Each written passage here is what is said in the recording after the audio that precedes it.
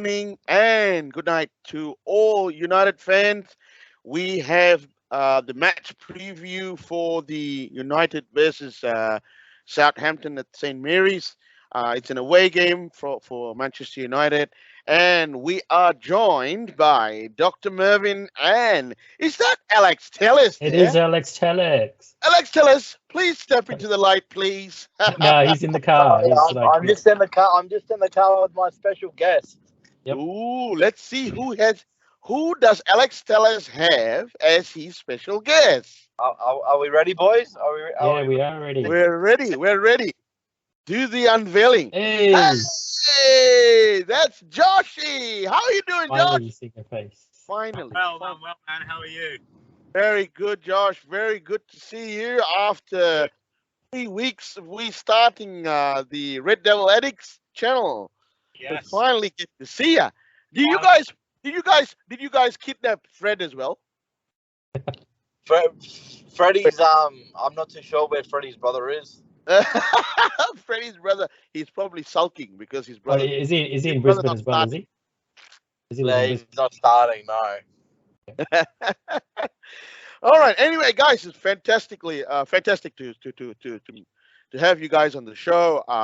As I said, we as we did today morning show was fantastic. We had Jürgen, Darren, and of course we had the our favorite man, Alex Tellez, on with us this morning.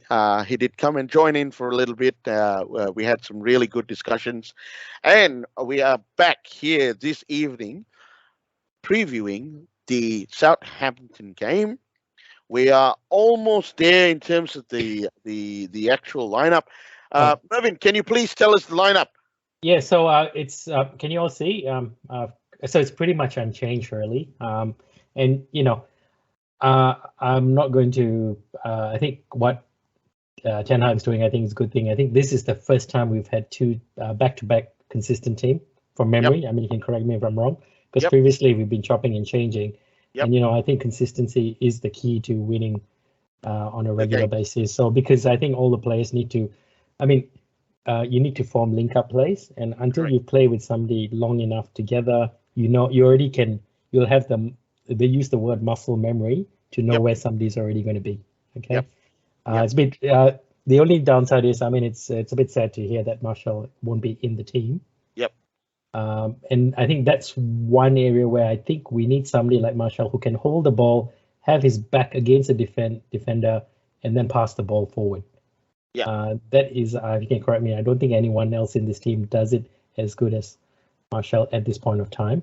I think Ronaldo can do it, but Ronaldo's on the bench, so I guess with this team set up based on against Liverpool, I think they're going to go pretty much all gears running from the start, which is what we need to be. We need to be on the front foot.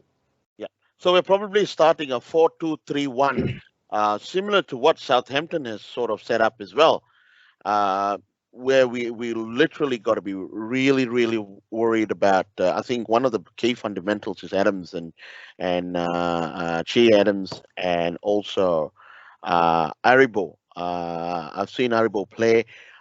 He's gonna add in a lot of physicality to them. That's where our back four has got to stack up, especially.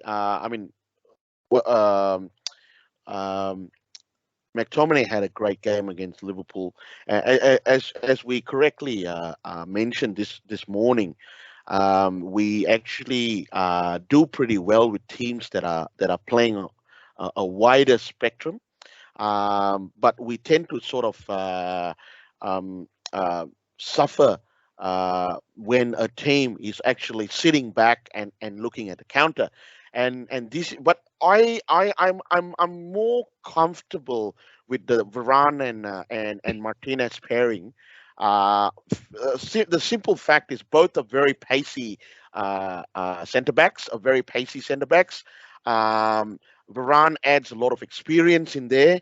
Malaysia playing next to Martinez is fantastic because he's not only got the pace, he's pretty good in terms of the way he tracks back, and I can see a lot of improvements within the law in his in the game that he played against Liverpool, he did a lot of tackling. He almost basically stuck to Andy Robertson, and that's going to be pretty key for him today.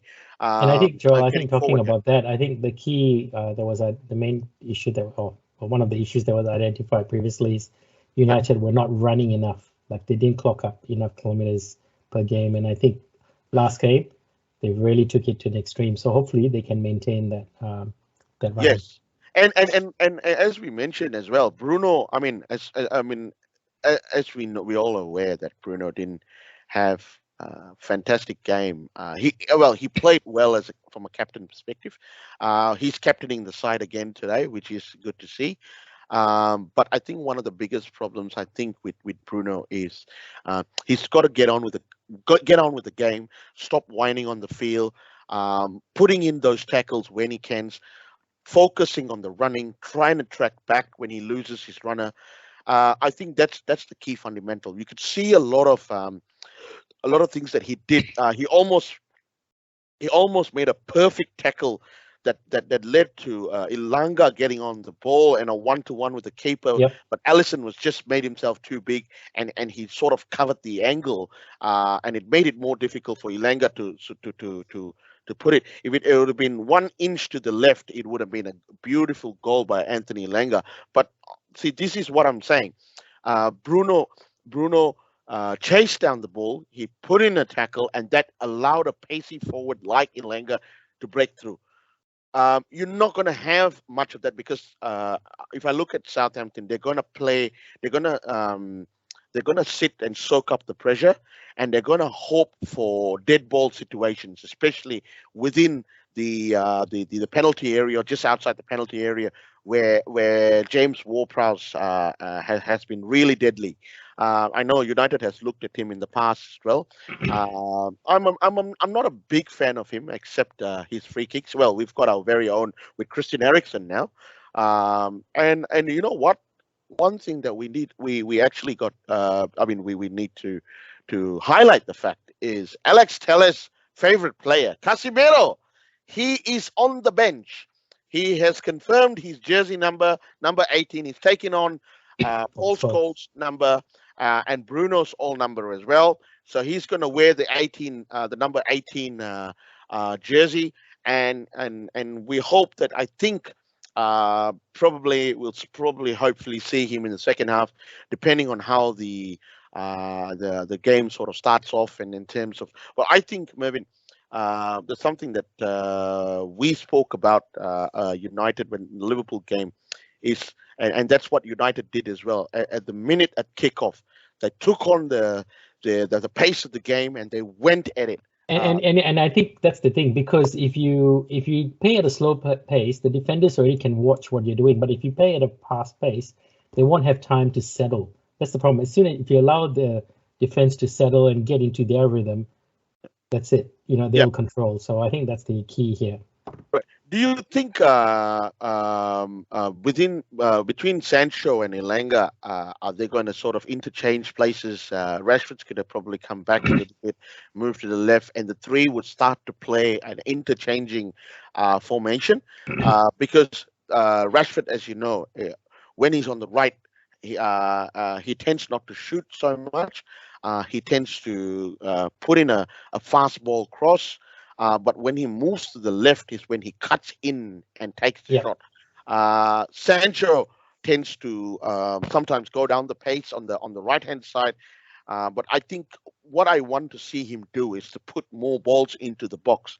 And people like Eriksen and McTominay, who has the height advantage when they get on the ball, especially on the attack, is to put the balls into the box, and they got to start running and trying to attack the headers. Because if we don't do that, we're gonna be they're gonna soak up the pressure. Because we all know for a fact Southampton is going to soak up the pressure and try and hit United on the counter.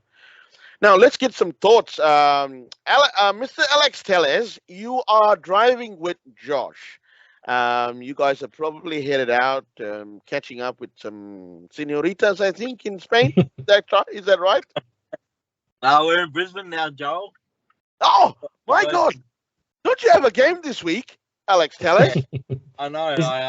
He's got a private jet. As soon as this is done, As soon he's as got the money. He can afford it. Yeah, that's all pocket change. I'm on big money like Mervyn. Oh no, no way, mate. No. It's good to see Josh finally appear. Let's get their feedback. Yeah, come on, Josh and Alex, give us your thoughts on the lineup today, and how do you see United sort of taking on this game? Well, to be honest, like I'm in two minds. I'm disappointed that Casemiro isn't starting, but then again, he started for Real Madrid, I think, the first game they played, and but then again, like the impact of the Premier League is obviously the intensity is a lot higher than Spain, so maybe they're going to ease him in the first couple of games, and then I could probably see him as a regular starter. Yep. And my other opinion is, which is probably the more logical opinion, is why would you change a winning team? Yeah, yep. I think I agree with you there, Josh. So, Elanga, probably I would start Ronaldo instead. But then again, his future's up in the air, and to be honest, I don't know, this is going to lead on to another topic that we'll speak about, but I can probably see Ronaldo going in the next week.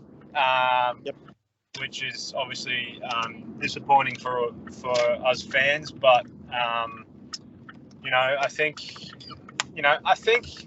he's done the right thing by starting the same team as last week, and I think he's done the right thing by keeping Maguire on the bench, and I think he made Bruno captain again. So correct. Why would you want to change that? Why would you want to disrupt what's good so far? Yeah. So don't fix what's not broken. That's correct. Yeah.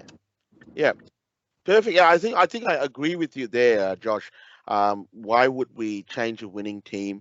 I think, but the fact that they won the game against Liverpool, as we all knew that Liverpool had an edge, even though they had a lot of injuries that they were dealing with. But I think United showed character. It's still a long time. I mean, on paper, we had a very strong team out there, but I think it's the synergy. We're still trying to build that synergy.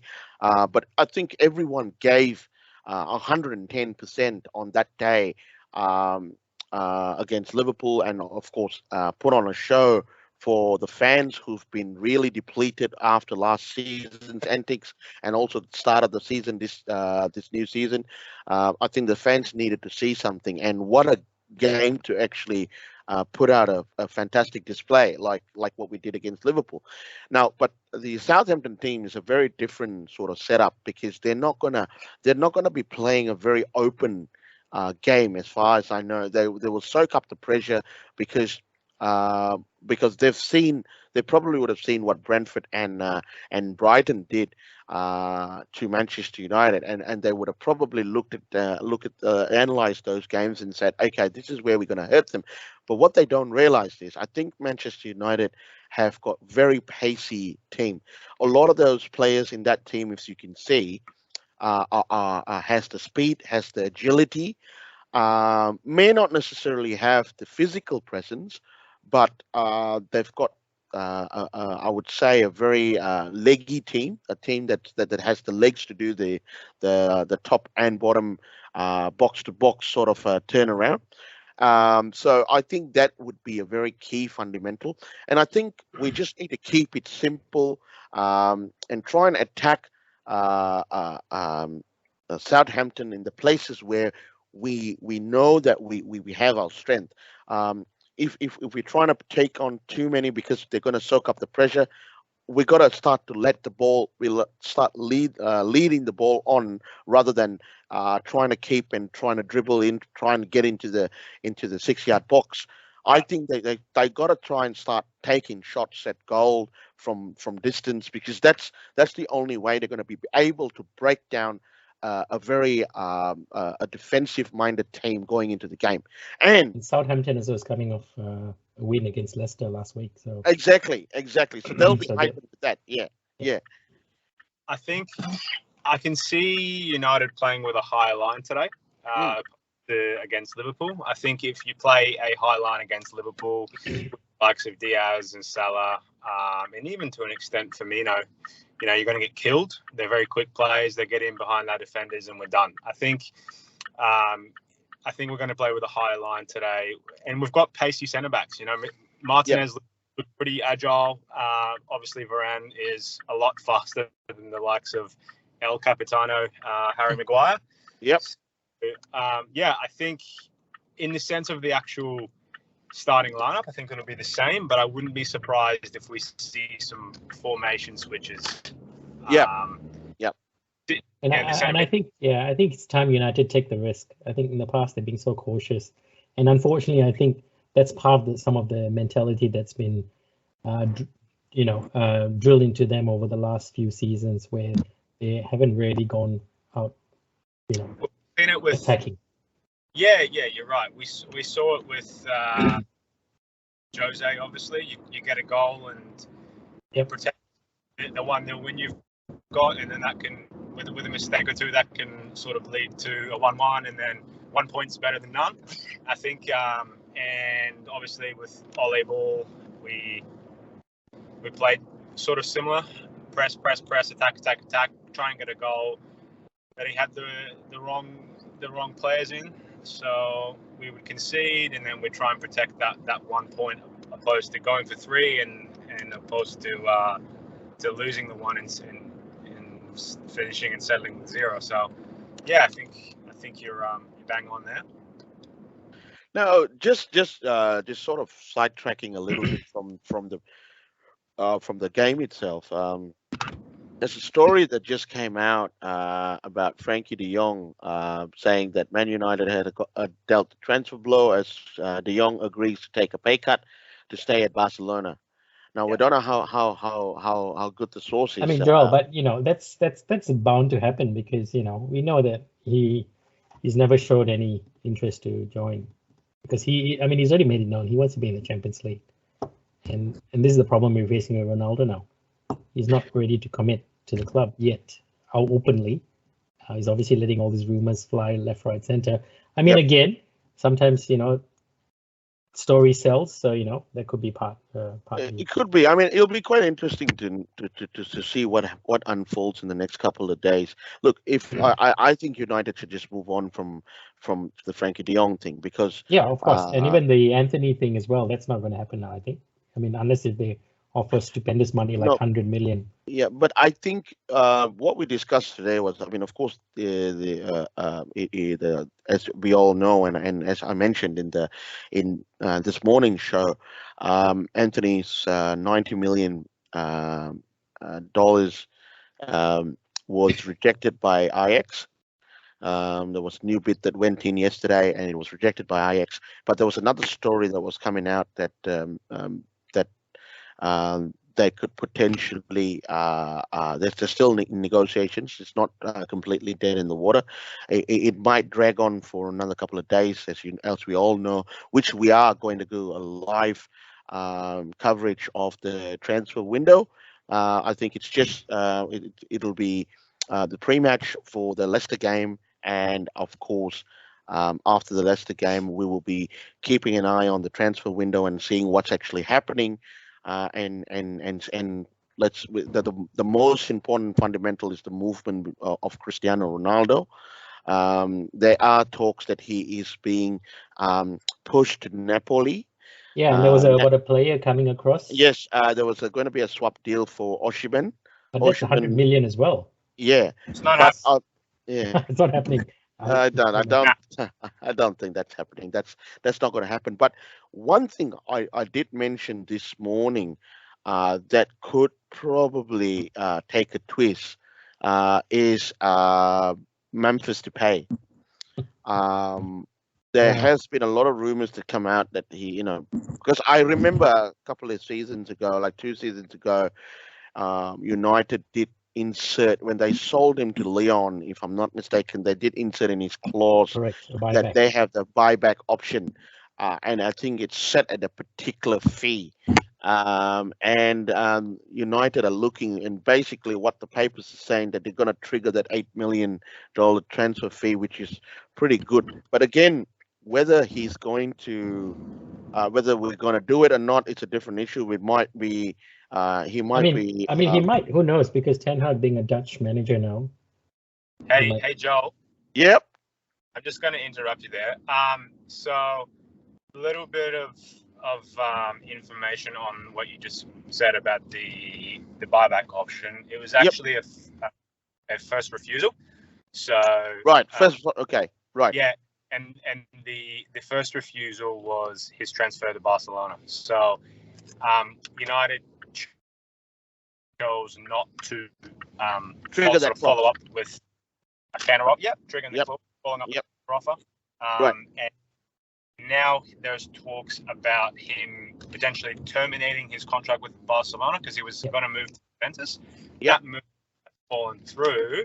Yep. And now what's going to happen is, and this is just from what I've heard and what I've sort of followed, and I follow some people, and there's a little bit of inside source, the people I speak to as well, but what they've said is Barcelona are not willing to let go of both Aubameyang and Memphis. Right. It's going to be one of either. So if Aubameyang moves to Chelsea, which is likely, then Memphis will not be leaving Barca. Right. Okay. It's interesting to see how all these players are all still coming back full circle, back to the Premier League. It's hilarious. They leave and they come back. But to be fair, Memphis didn't really have a crack at it. I think he wasn't. He was young at the time. Yeah, and he lost his place because he had a fallout with Van Gaal, and of course he was benched for the FA Cup final game against Crystal Palace, and then of course when Mourinho came in after 4 games, he was sold. So I mean, look at Sancho as well. He was sold, and then he's come back being a more mature player. So that goes to show. Salah is the same thing. He got sold.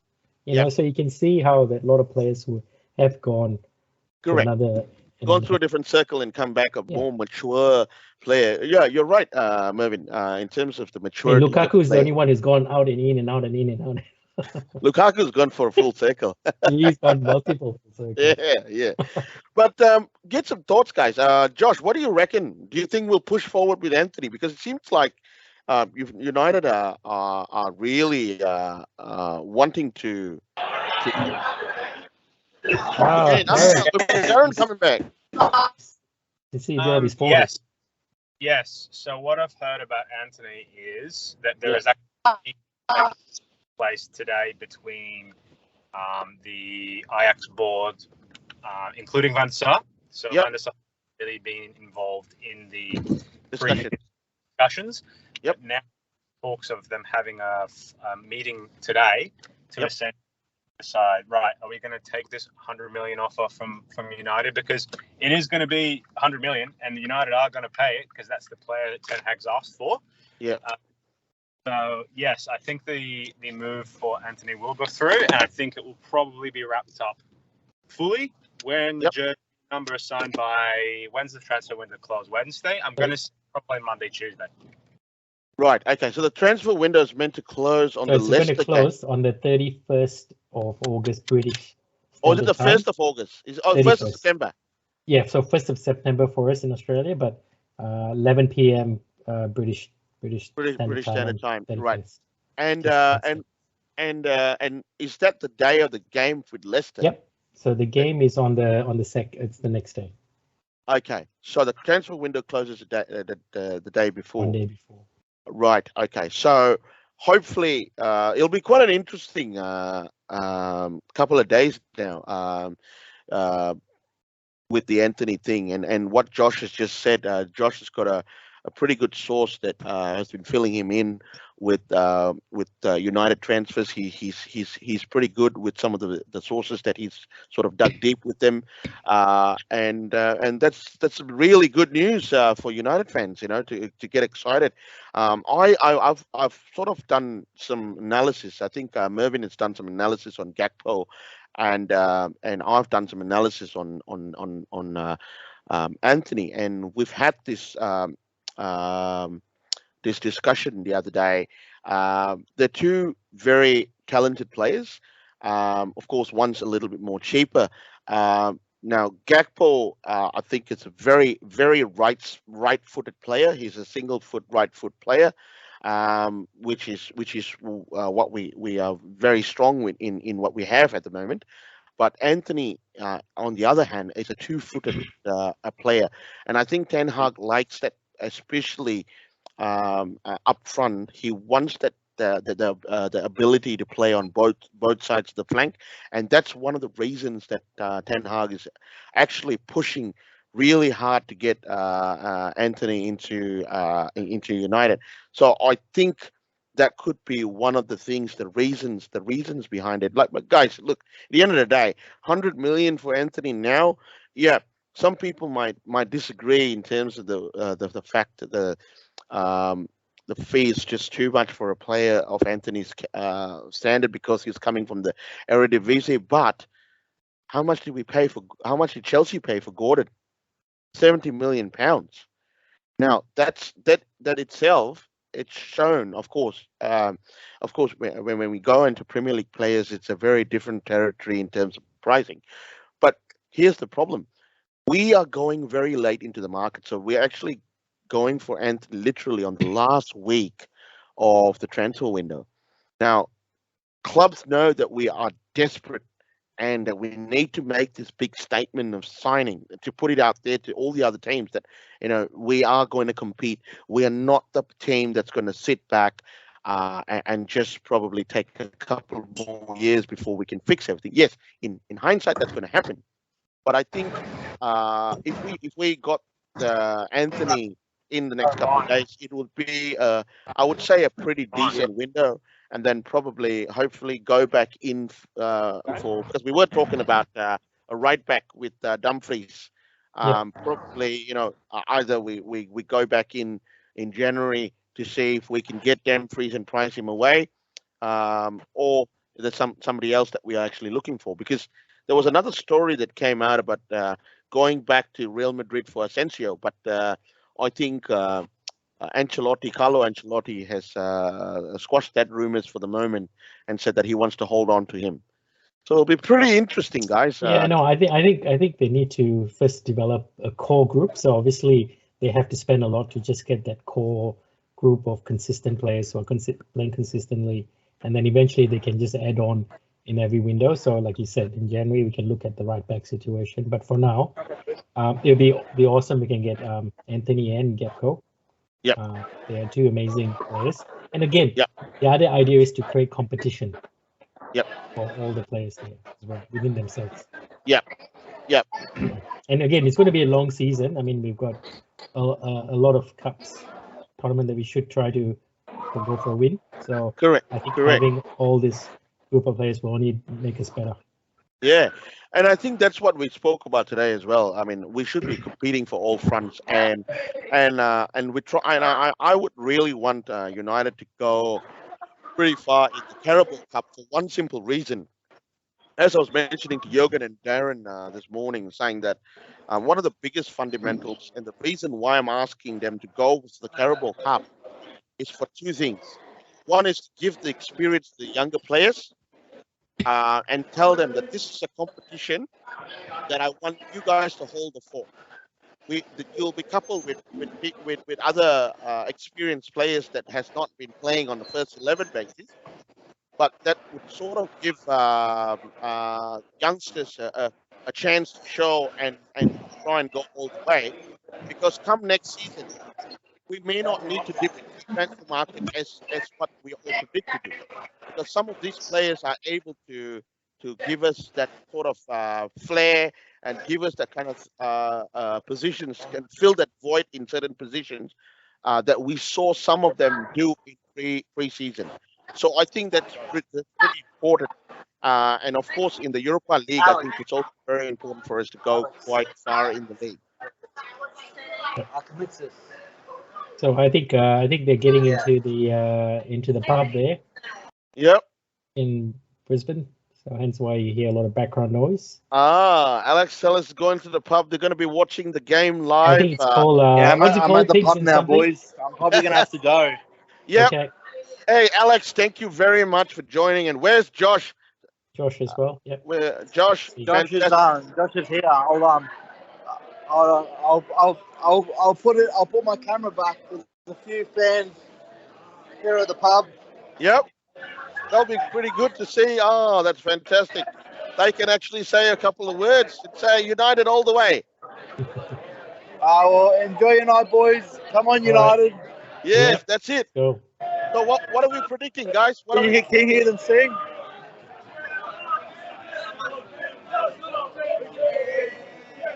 See you, boys. Okay, see ya. Fantastic. Oh, I tell you. See you, Josh. Yeah, so Joel, so I predicted 3-1. Yeah, I think I'm gonna go with a 3-0 victory. I mean, for me, it'd be ideal if they can do the 9-0 as last time, but you know, that's okay.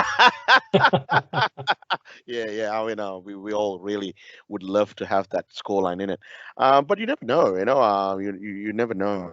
I'm really excited to see Casemiro come on into. Yeah, the only reason why I still think that I'm still giving that one goal to concede is just purely because I think we haven't got. I mean, once we have a strong like a CDM, like maybe Casemiro, I think he can stop the ball from getting into the box.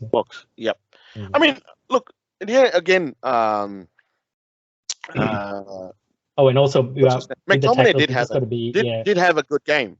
He did, and I'm he did not have I'm not discounting him. So let's see. I mean, again, I'm hope McTominay will prove this game that he can maintain a consistent performance back to back, which he hasn't. Because I know there's been times when we've praised him last season. Oh, he did awesome. He went up front. He scored a goal. But then next game, he seemed lost again. So he tend to sort of disappear into the game. Mm. I think the good thing is we're not seeing a lot of McFred anymore, because I think that sort of changed, which is I think so. Fantastic. And also it also breaks up it also stops the predictability of our team. Correct. Because we've seen our team is so easy to read. That's why a lot of people can know how to play United. But hopefully with this team, now because of the fast pace, they've got no idea, and Ilanga and Sancho, like you said, can interchange. Correct. And that's and then even Rashford as well, because I mean, don't get me wrong, even Sancho can go more middle, and Rashford can go to the left. So we need that constant movement. So to avoid that. Yes. And I think that's a key fundamental for us, Mervyn. Anyway, let's wrap up this call and get ready for the game, Mervyn. Again, it's always a pleasure speaking to you. And guys out there, I've got to tell you, there's a little secret, and we all would like to wish Mervyn and his beautiful wife, Shamini, a beautiful, happy anniversary. They're enjoying with their little baby Alyssa, their bundle of joy that was born on the 18th of March this year. She's been keeping Mervyn up all night. Yeah, she's a bit. She's getting there. She's getting there. But again, really, really a big happy anniversary to you guys. It's fantastic for you to come on the show today, Mervyn, and let's hope that we'll get a good game today, and we could get some reaction after the game. We'll try and do a post game, really depending on. I'm quite confident with the current setup for the team.